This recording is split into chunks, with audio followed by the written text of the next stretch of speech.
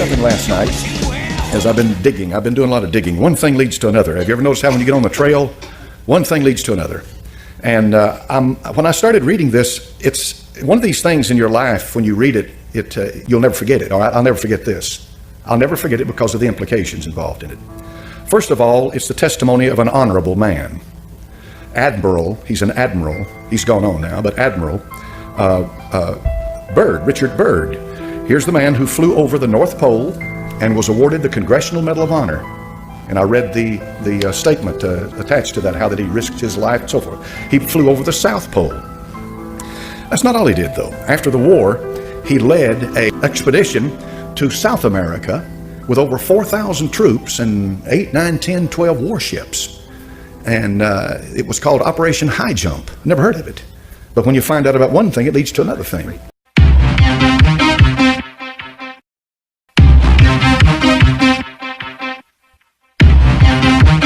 What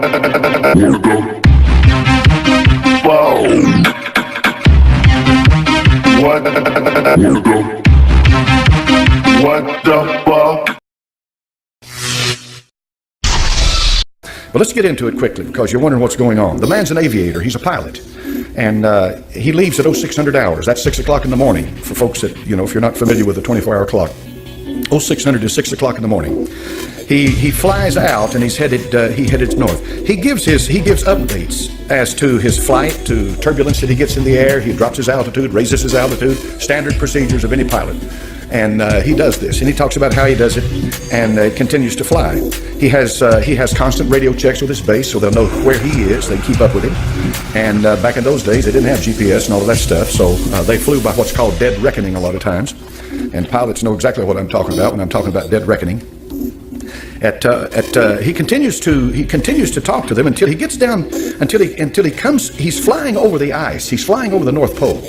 And what do you expect to see? Nothing but ice. That's what you expect to see. One sheet of ice after another sheet, just solid white ice, snow, the North Pole. Until he sees a creature down below, which looks to him like a mammoth, and he drops his altitude to about 1,400 feet, and it is a mammoth. And this begins to really get his attention. He sees a mountain range, and at 10 o'clock in the morning, so now he's been in the air for 4 hours, he says he crosses over the small mountain range and still proceeding northward as best can be ascertained. Beyond the mountain range is what appears to be a valley with a small river or stream running through the center portion. There should be no green valley below, no green valley in the Arctic, no green valley. And something is definitely wrong and abnormal here, he says. We should be over ice and snow. To the port side, port is left, starboard is right. To the port side are great forests growing on the mountain slopes. Our navigation instruments are still spinning, and the reason they're spinning is because he's approaching magnetic north. And the magnetic pole, if you ever get around the magnetic pole, you forget your magnetic compass. It's not going to work because the magnetism is so intense, and the movement is so great that it's no use to you. But in any event, he says his navigational instruments are spinning, the gyroscope is oscillating back and forth. Then he sees this beneath, and he says, at 1,400 feet, I execute a sharp left turn to better examine the valley below. It is green with either moss or some type of tight-knit grass. The light here seems different. I cannot see the sun anymore. We make another left turn, and we spot what seems to be a large animal of some kind below. It appears to be an elephant. No, it looks more like a mammoth. This is incredible, he says, yet there it is. He decreases his altitude to 1,000 feet and he takes binoculars to better examine the animal. It is confirmed it is definitely a mammoth-like animal. Report this to base camp. At 10:30 hours, he encountered more rolling green hills. The external temperature indicator reads 74 degrees Fahrenheit. He's in the North Pole. Continuing on our heading now, navigation instruments seem normal now. I'm puzzled over their actions. Attempt to contact base camp, radio is not functioning. And now what follows is one of the most incredible things I've ever read in my life. And let me put it in the context of this. When Satan showed the Lord Jesus Christ the kingdoms of the world in a moment of time, he did just that. He has power.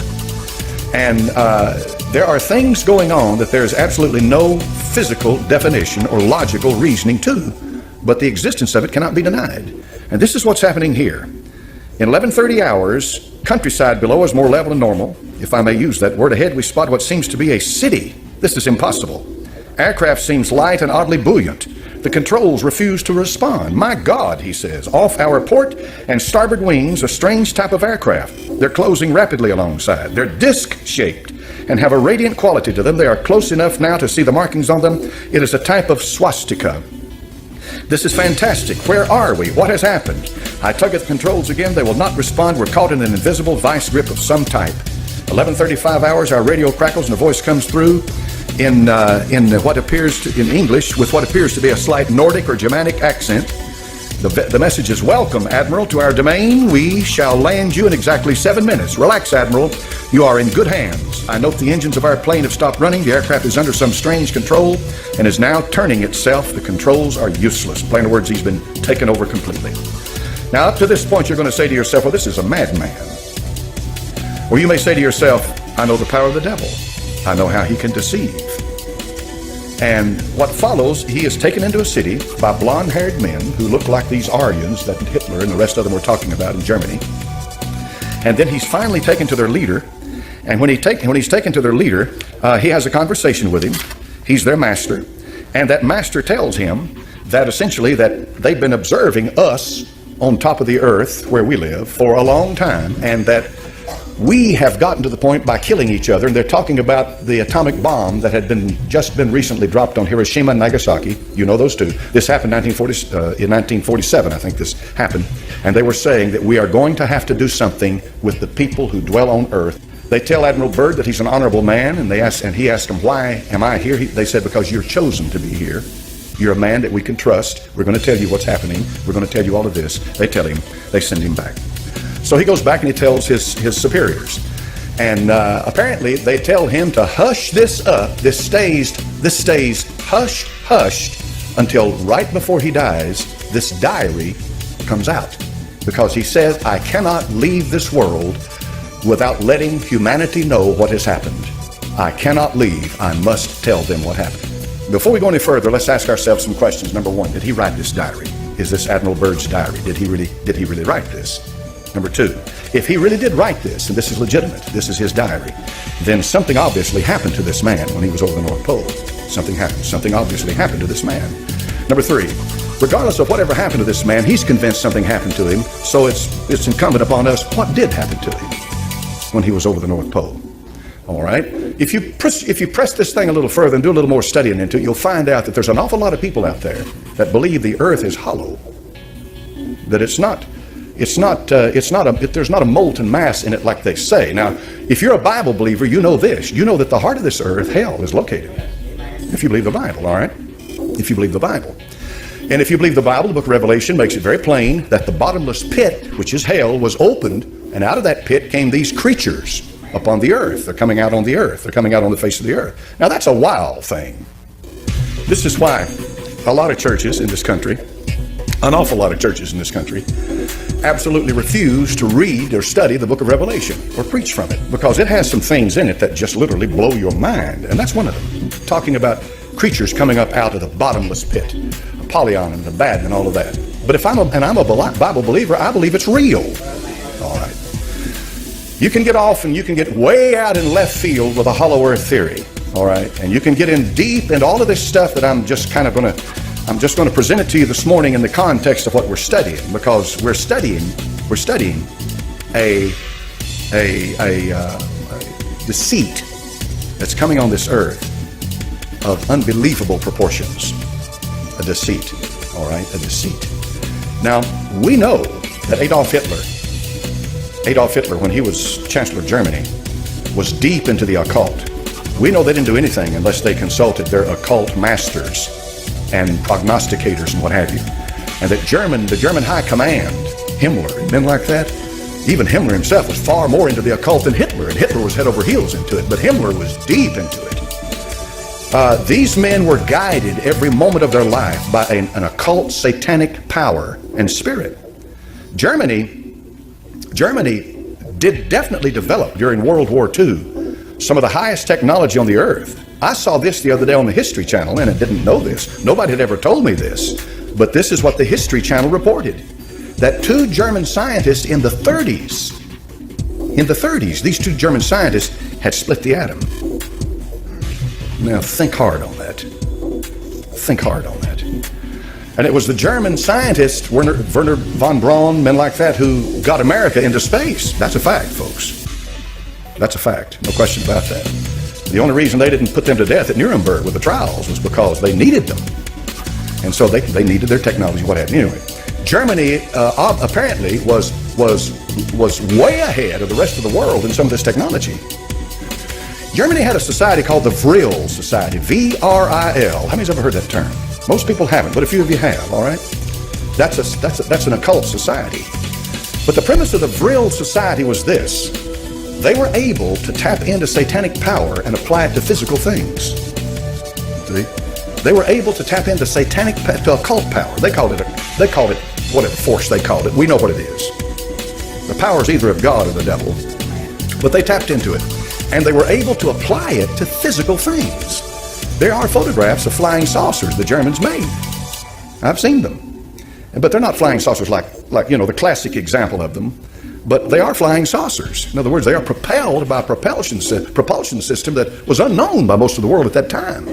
But in any event, the bottom line is that the Germans had tapped into the occult world and had begun to build this system based on what they were getting from the occult world. And that system was this. They believed that in the north, that there was an entrance into a hollow earth, and that spirit beings lived there that were vastly superior to us, and that these spirit beings were our forefathers. And that's what Hitler was trying to do, was to try to bring the race back, the Aryan race, back to its roots, back to what it should be. And this is why the root race theory is so important when you get into this stuff. You remember I told you about the root race? You remember which one I told you the Aryan was? There's 7 of them. 5, exactly. 5. It's number 5. It's the 5th. And this root race theory, the Theosophists taught it. Blavatsky in Russia taught it. All of this evolutionary, spiritual evolutionary that brings this super race, this super identity. These people believe that. The evolution, when you talk about biological evolution, all right, you're talking about what they teach at UT and all the major colleges in the world. They teach biological evolution. What is biological evolution? That's what Charles Darwin taught, right? All right, that's simple enough on the surface of it for people to relate to. Biological evolution. I don't believe it, but that's what they teach. All right. Then there is social evolution. All right. Political correctness is a product of social evolution. What's social evolution? Well, if biological evolution is true, then social evolution is where the masses and humanity and governments are able to learn how to live in peace and blah blah and so forth. In plain words, social evolution means that there must be a one world government for men to live. That's social evolution. See, that's not biological evolution. But the idea is that if evolution is true, they believe it is, then therefore that justifies the idea, well, men must live together. Then there is this esoteric, this spiritual, this stuff here we're talking about that Admiral Byrd saw. There is that type of evolution, and this gets into the mystical category of it, because this gets into that highbrow stuff about the spirit beings that are channelers and guides and are communicating with people. And the U.S. government would never tell you this, but they've had all kinds of experiments into this, and they've got labs, and they've got underground labs, and they're doing experimentation into this stuff, and all of this is going on right now, and people go off on the deep end when they get into it, and you got to be awful careful with it, because you can get into this stuff and you can become possessed by these spirits, because these are demons, and these demons are smart. Admiral Byrd saw something. I don't doubt that for a minute, but he did not see a civilization of advanced beings that had evolved to that point. What he saw was either an apparition or a physical manifestation of some spirit power that's demonic. That's what he saw. But it blows my mind to begin to realize how powerful it is. What I'm going to say to you this morning, I want to say it to you, and I want you to take it to heart. When the deception comes, if you're not a born-again believer, you'll be swept away with it. The deception will be greater than you ever imagined in your life. It is going to be profound as to what happens. When Ted Gunderson talked about, and I put it together, he talked about people in the high places are Satanists. What he's talking about, they're Illuminati. He's talking about spiritual power in high places that will bring about a one world government. And by doing that, they intend to rule the world. And they have the help of a whole I don't know what do you call it, a mass of demonic spirits who are able to perform all kinds of miracles, deceptive miracles, manifestations, and all of this stuff to help them to bring about that one world government. And the goal is so that they can put one man up and worship him as God, the Antichrist. Now, there is a mind behind all of it. There's a mind directing it, and that mind is the devil, Lucifer. He wants worship. He wants worship. He covets worship. He does. And money's nothing to him. And the souls of men, and power's nothing to him. He's got power. He covets worship. That's why he said to the Lord Jesus Christ, you fall down and worship me, and I'll give you the kingdoms of the world. He covets it. Now when you look around yourself, and what I'm talking about, I've talked about Bird, and I've talked about this other stuff. You got to ask yourself the question, well, how long is it going to be then? I mean, they've got all this technology, they've got all this stuff going. How long is it going to be before they bring this together and they do it? They're already doing it. It's already happening. It's already happening. When you look outside, how many of you have noticed these little antennas that have a square box on top of them? That's ELF. That's an ELF antenna. You know what that's for? Ostensibly, it's for this. Send frequencies into your head, and you wonder why is it that I'm thirsty, or why would I like to have an ice cream, or why, all of a sudden this desire hits you. It's because they're feeding this stuff into your brain. Now you say, well, now that's crazy, preacher. That they wouldn't do that. The government wouldn't do that, would they?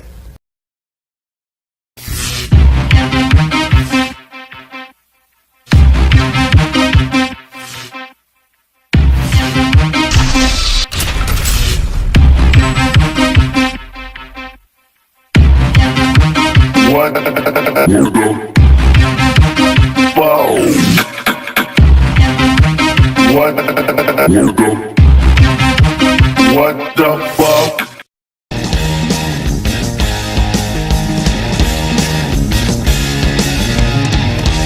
Roll me a penny, and I'll make you a dream. You find the life's not always what it seems. No, don't you know that I read something last night as I've been digging. I've been doing a lot of digging. One thing leads to another. Have you ever noticed how when you get on the trail, one thing leads to another? And when I started reading this, it's one of these things in your life, when you read it, you'll never forget it. I'll never forget this. I'll never forget it because of the implications involved in it. First of all, it's the testimony of an honorable man. Admiral, he's an admiral. He's gone on now, but Admiral Byrd, Richard Byrd. Here's the man who flew over the North Pole and was awarded the Congressional Medal of Honor. And I read the statement attached to that, how that he risked his life and so forth. He flew over the South Pole. That's not all he did, though. After the war, he led an expedition to South America with over 4,000 troops and 8, 9, 10, 12 warships. And it was called Operation High Jump. Never heard of it. But when you find out about one thing, it leads to another thing.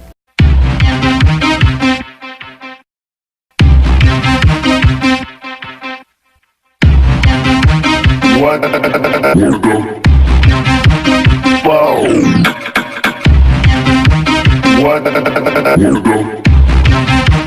What the fuck? But let's get into it quickly, because you're wondering what's going on. The man's an aviator. He's a pilot. And he leaves at 0600 hours. That's 6 o'clock in the morning for folks that, if you're not familiar with the 24-hour clock. 0600 is 6 o'clock in the morning. He flies out and he headed north. He gives updates as to his flight, to turbulence that he gets in the air. He drops his altitude, raises his altitude, standard procedures of any pilot. And he does this, and he talks about how he does it, and continues to fly. He has constant radio checks with his base, so they'll know where he is. They keep up with him. And back in those days, they didn't have GPS and all of that stuff, so they flew by what's called dead reckoning a lot of times. And pilots know exactly what I'm talking about when I'm talking about dead reckoning. He continues to talk to them until he gets down, until he comes. He's flying over the ice. He's flying over the North Pole. And what do you expect to see? Nothing but ice. That's what you expect to see. One